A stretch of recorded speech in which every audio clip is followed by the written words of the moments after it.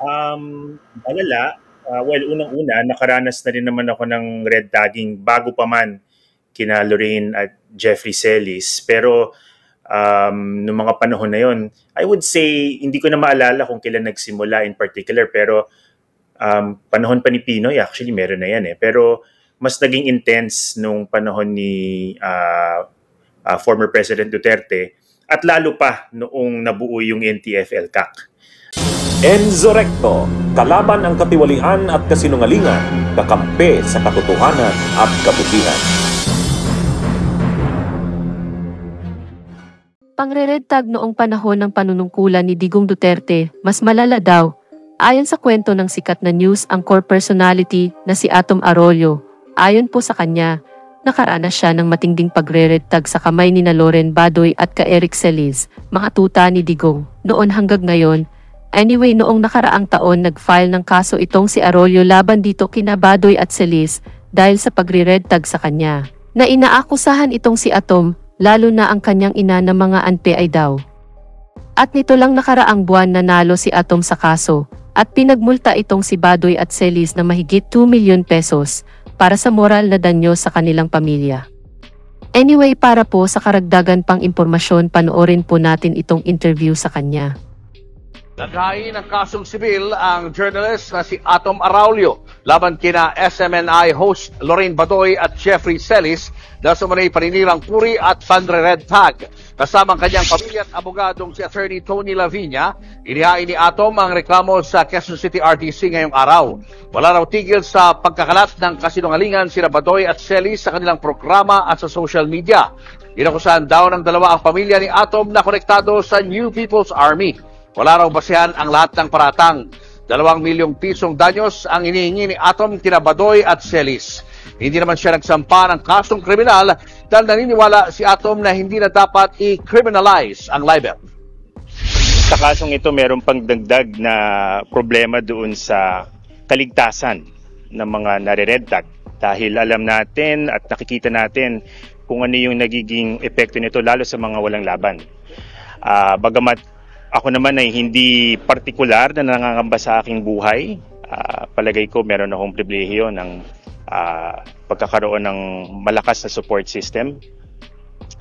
Importante pa rin na yung mga may kakayanan ay gawin yung ganito at manindigan para sa mga walang kakayanan. Pinabura ng Quezon City Regional Trial Court Branch 306 ang broadcast journalist na si Atom Arroyo sa isinampa niyang civil case laban kina dating Undersecretary Lorraine Marie Badoy at Jeffrey Celis.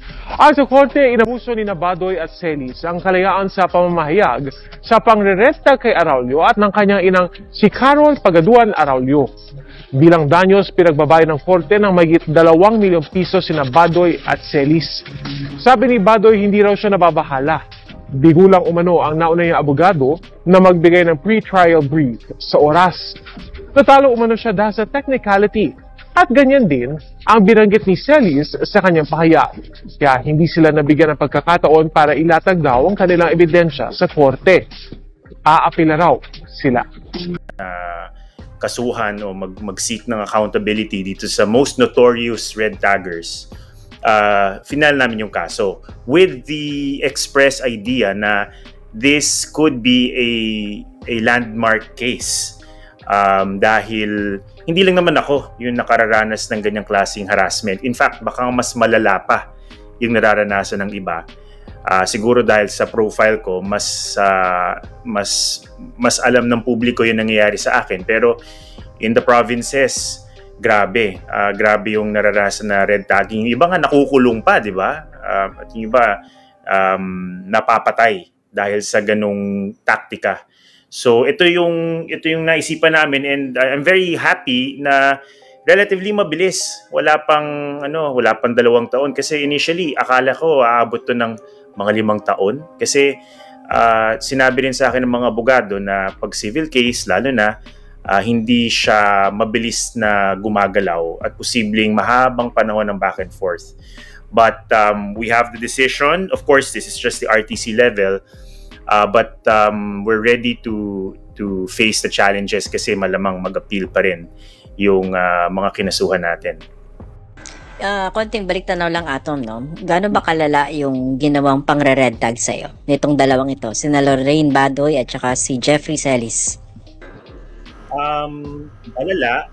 Well, unang-una, nakaranas na rin naman ako ng red tagging bago pa man kina Lorraine at Jeffrey Celis. Pero noong mga panahon na yon, I would say, hindi ko na maalala kung kailan nagsimula in particular. Pero panahon pa ni Pinoy, actually, meron na yan eh. Pero mas naging intense nung panahon ni former President Duterte at lalo pa noong nabuo yung NTF-ELCAC.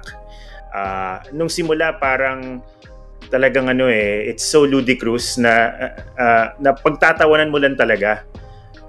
Pero after a while, napapansin ko na nagkakaroon ng traction. Tapos yung publiko, may mga nagtatanong na rin. At may mga gumagatong, obviously, whether or not they are authentic accounts or mga troll accounts lang. I don't know. But kumbaga kumakalat yung disinformation. Like I mentioned, itong si Lorraine at si Jeffrey Celis, even until recently, under President Bongbong Marcos, sige pa rin ang tira. I have the unfortunate but also fortunate situation na yung nanay ko ay aktivista. Alam naman ng lahat yun at hindi ko naman kinakaila yun. Proud nga ako dun eh. Pero siya talaga actually yung puntirya nila at dinadamay lang ako for whatever reason. Siguro naisip nila kinakasangkapan ako or hindi nila gusto kung paano rin ako gumawa ng mga storya. Hindi ko maintindihan ano yung kanilang motive. But yun, sa mga programa nila at syempre laman nito nung aming ginawang reklamo, paulit-ulit yung pag-akusa na miyembro ako ng CPP-NPA-NDF, na faithful ako doon sa propaganda line ng CPP-NPA-NDF, and so on and so forth, no?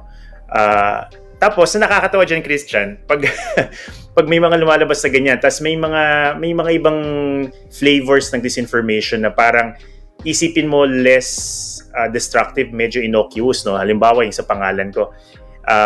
Dati joke lang yun na yung pangalan ko ay August 21 Movement, na hindi naman totoo kasi pinanganak ako even before August 21 happened, 1982. So I'm named after both my lolos. Dati joke lang yun, pinagtatawanan lang. Tapos somebody kept on bringing it up hanggang sa may mga taong naniniwala na nung pinano ko yan,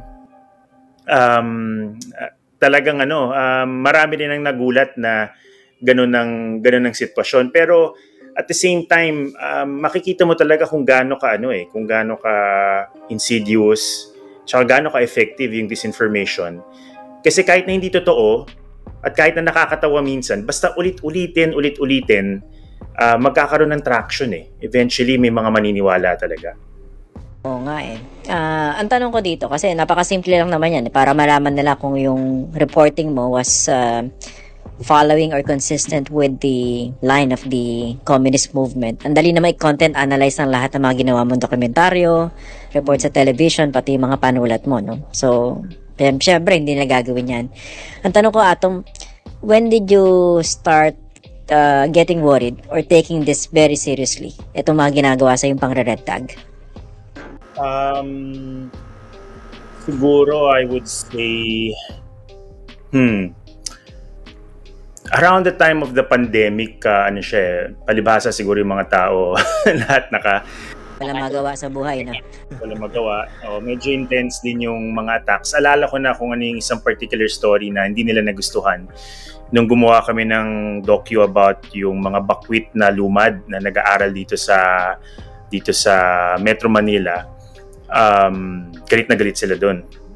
At nakaranas ako ng intense attacks and harassment. Noong time na yun, pa rin parang palibhasa ang una kong attitude talaga from the beginning is wala yan, kalokohan lang yan wala namang maniniwala dyan. Pero nagkakaroon na ng real world implications.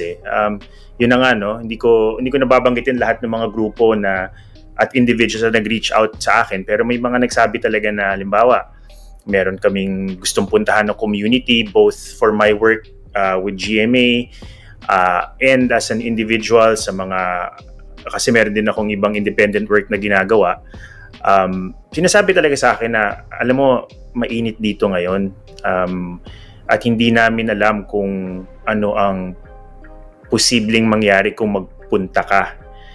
So siguro for wala namang particular threat, pero parang you cannot say in that kind of climate ng impunity at dahil lalo na kapag talagang sinustoke yung masidhing damdamin ng mga tao, hindi mo masasabi kung anong pwede mangyari. So pinapayuhan ako na mag-ingat. May mga panahon na hindi na ako sumasama dahil sa baka maging distraction lang ako doon imbis na magawa ng grupo yung kung ano man yung aming objective doon, mag-alala pa sila sa akin. So nung time na yan, medyo nag-alala na ako, pero lagi mas nag-aalala ako sa nanay ko kasi parang hindi lang naman yung physical harm pero pwede ka talagang damputin pwede kang kasuhan at pwede silang gumawa ng trumped up charges against her, which we've seen in the past also.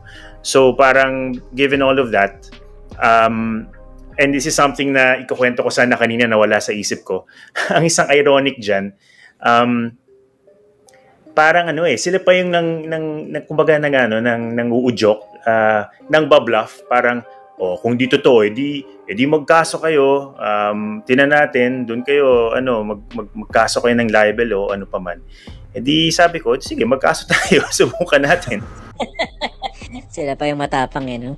At saka nakakainis dito, Atom, no? Magbabatuhan ka ng isang akusasyon na walang ebidensya, tatamaan yung reputasyon mo, tapos ikaw pa nga yung magpapaliwanag, di ba? Kaya ako napansin mo, hindi kita tinatanong, di ba? Kasi normally sabihin ng iba, sige nga, tanongin mo, NPA ba yan?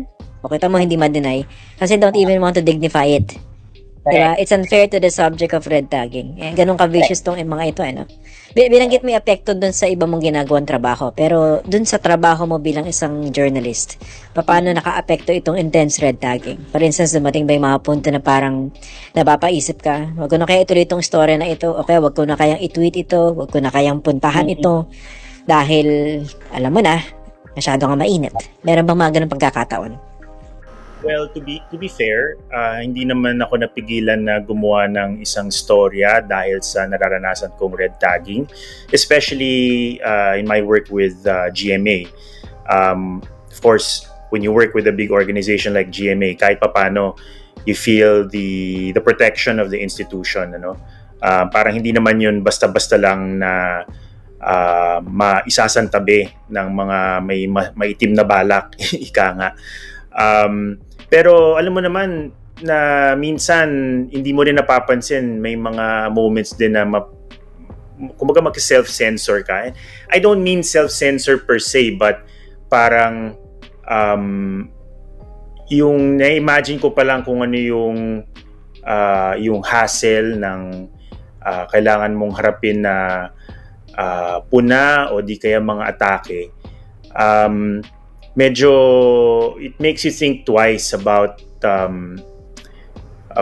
how you want to position your stories, and also ilabas nung mismong story na ginagawa yung nagiging mahalagang trabaho din natin more and more because of social media, na mag-provide ng analysis, mag-provide ng context by posting something on Twitter or now X or Facebook. Mas doon pa nga kasi parang nakakaubos siya ng energy yung magsabi ka na actually ganito yung konteksto niyan, o parang ito yung sinabi ng pangulong ito dati, ngayon ito na yung posisyon niya. Tapos yung ma-imagine mo yung magpa-pile on sila doon sa post mo. Kahit na personally wala man akong problema doon, yung makikita mo na may mga atake, nakakaano rin siya, nakaka-apekto rin siya. So I think it's more on that level. Hindi naman hindi naman ako napigilan gumawa ng storya because of the red tagging. But certainly, mapapaisip ka. Actually, siguro, ang isa ring inisip ko ng time na yun, nakaka-apekto na rin kaya talaga to doon sa trust sa akin ng mga katrabaho ko. Kasi baka may nagduda ba? Oo, kasi hindi mo rin maiwasan isipin kasi parang baka naman nagdududa na rin sila or baka naman yun na nga, napapaisip sila na baka masyadong controversial itong si Atom. Therefore, will do X, Y, and Z, no? So yun, I think yun yung mas epekto sa trabaho. Pero yung other consequences, for instance, kasi nire-red tag ka, di ba? Meron ba mga hate message na talagang nananakot na? Papatayin kita pag nakita kita, alam ko saan ka nakatira. Yung mga ganon. Meron anonymously, pero none of them were, at least sa assessment ko, none of them were credible. I have to, yung tipong clear and present danger ito na kailangan kong mag-take ng to be safe. Alam mo yung kadalasan sa social media, dahil sa anonymity, nagkakaroon ng medyo vicious, no? Like, may mga nagsabi na pupugutan ako ng ulo or sabi something to the effect na may mga nagsisend ng mga DM na minsan sinasabi dapat yung mga tulad mo kinukulong, yung mga ganyan, or parang magulat, ingat ka na lang kasi iisa-isahin namin kayo, yung mga ganyang mga message. Feeling ko naman, lang yun, parang generally pananakot lang yun, hindi yun actual threat sa buhay ko. No, pero kasi, di ba, Atom, you're a very public person. You have a huge following on social media. Talagang pag nakita niyo siya in public, kilala ka eh. So, did you also make certain arrangements? You made yourself less visible in certain places? Bawas muna sa mga date, yung mga ganun. Meron ba mga instances? Well, not in any big way, I would say. Pero extra vigilant ako. Yan ang masasabi ko. Kasi nung panahon din natin dati nung reporter ako sa ABS, may mga certain training din yan na how to be aware of your surroundings.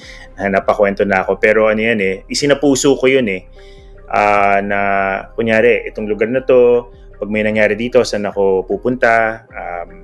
Kunyari, pag probinsya na malayo, tapos alam namin na walang signal, gumagawa kami ng contingency na hindi lang naman dahil sa possible threat sa akin, kundi for any emergency, sinong kukontakin, dapat alam na nandito tayo, paano tayong i-exit if ever. Pero par for the course na rin naman yun.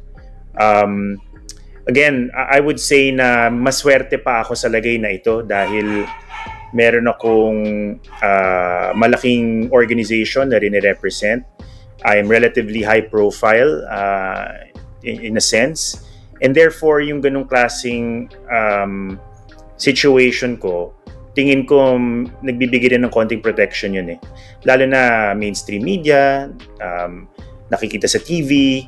So, kumbaga, kung meron mang magbabalak, isipin nila, baka, they would think twice, And that's not the same. It's not the same situation for other journalists na mas nahihirapan talaga. I think dun talaga yung battlefield sa mga probinsya. We're down to our last few questions kasi si Atom, he needs to voice. Okay lang. Tapos okay na ako na, pero up to you. So hanggang gabi na tayo. Hanggang mamaya na. Hindi, ito. Meron bang, kasi nakita ko yung reaction nila Badoy tsaka nila Celis, no? Sir, they are unapologetic. Tama ba? Yes, unrepentant. What does that tell you? Yung ganong attitude. Natalo ka na, syempre pwede naman siyang i-appeal, di ba? Pero malinaw yung decision nung korte. Anong mensahe yung nakukuha mo sa ganong stance nila? I don't know. On one hand, di naman ako nagulat. Si Lorraine at si Jeffrey Celis, nasana yan na parang meron silang malakas na backer. So they have been acting with impunity for the longest time. The political situation has changed a little bit with this new administration. I wouldn't say it changed, 180 degrees. Pero nag-iba ng konti at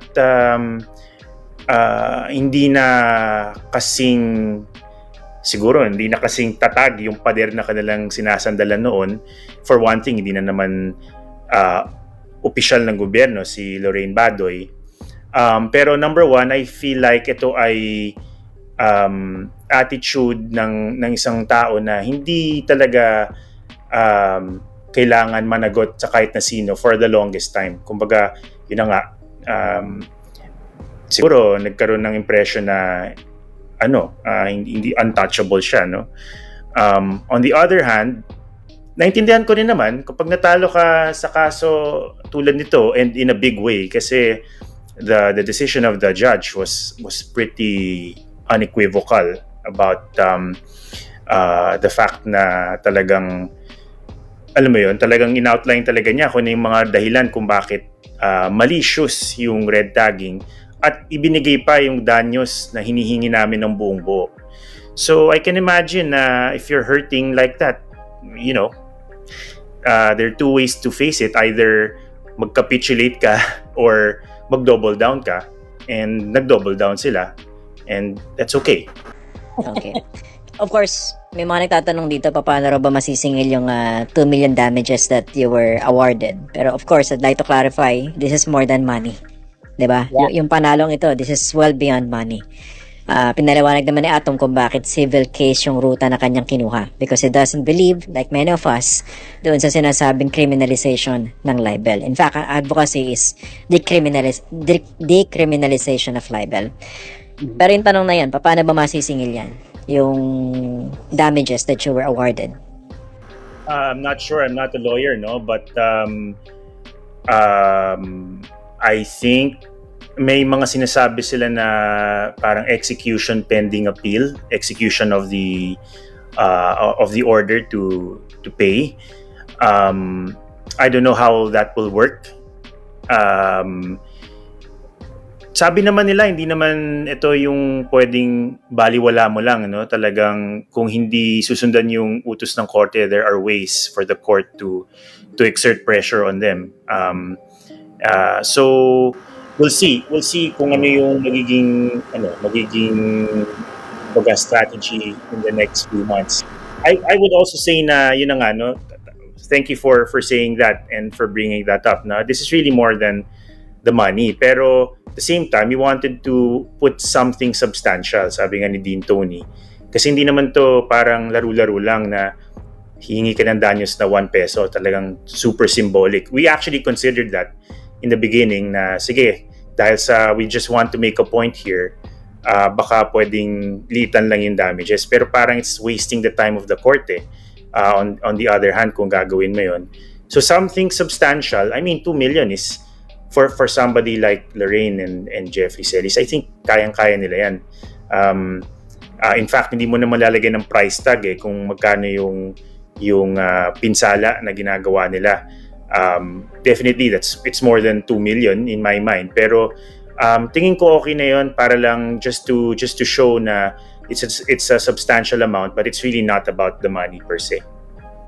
Bunyog, halikan na kasama ka. Bunyog, kapag buklod ay may pag-asa. Luzon, Visayas, Mindanao, isa ang pananaw. Sa bagong Pilipinas ang bunyog isisigaw. Bunyog.